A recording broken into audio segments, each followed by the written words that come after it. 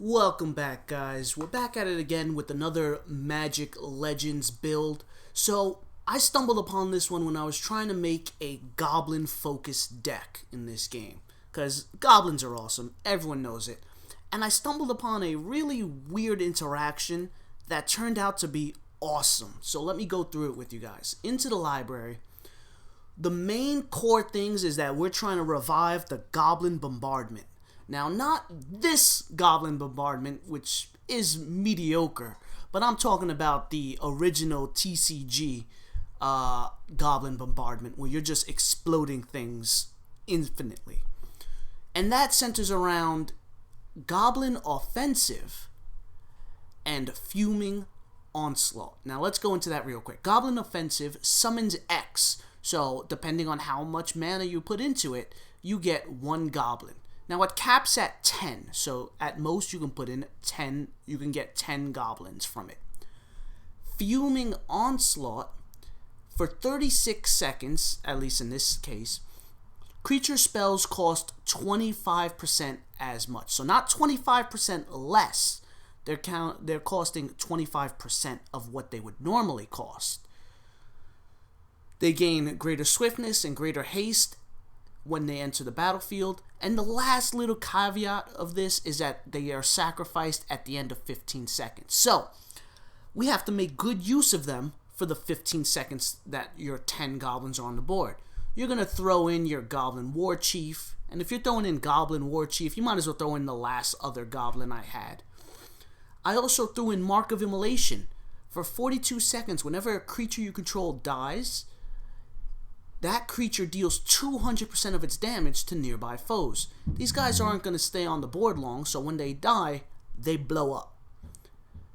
Now, trying to maximize the abilities that they do when they enter the battlefield, going to my loadout, let's take a look at the artifacts. So, first things first, Orb of Shiv. You get this just for completing the Shiv storyline and then constantly increasing your affinity or your relation with the realm. So just by doing some dailies, you eventually get Orb of Shiv. Now, Orb of Shiv is one of my favorites. Whenever a creature spell, or whenever you cast a creature spell, that creature gains one Molten Shell rank. Now, Molten Shell is just a dot, so they constantly keep exploding fire around them for about 10 seconds. Goblin Supply Manifest. Whenever a creature enters the battlefield under your control, they deal 45% of their damage in a small area to a random foe. Then there's a 10% chance to deal that damage again to another foe. So both of these capitalize on your goblins coming into the battlefield. This guy's going to explode, and this guy's going to help explode. The last thing I recommend you add is Aegis Charm. Whenever you kill an enemy creature, you gain 630 shield times the number of enemy creatures within 10 feet. The one drawback to this build is that when you're channeling or summoning Goblin Offensive, you're standing still. So you need some way to take while you're constantly doing these AoE damage. So that's where the artifact comes in that I was talking about. The class isn't really that important. I recommend Geomancer just for the shield that you would get and your increased health. Equipment isn't really that important on this specific build.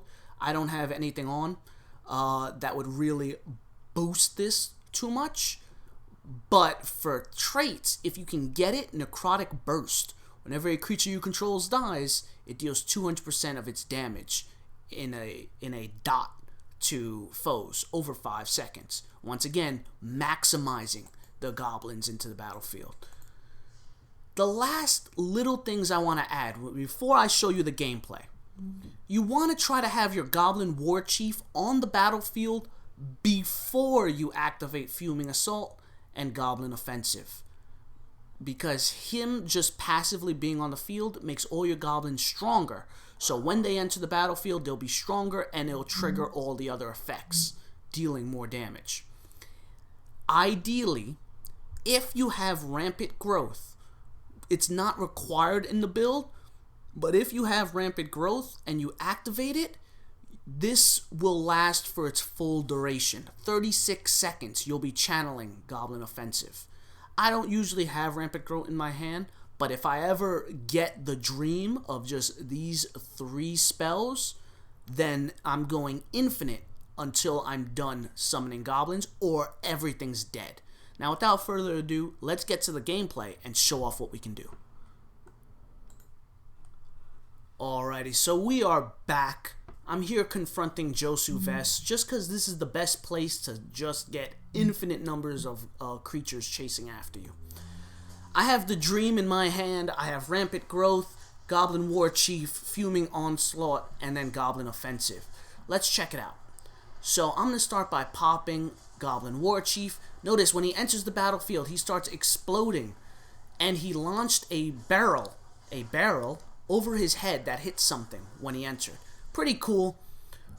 But now it's time to activate the Dream. We start with Fuming Onslaught, pop Rampant Growth, and then now maybe a headphone warning. Time for the Goblin Offensive.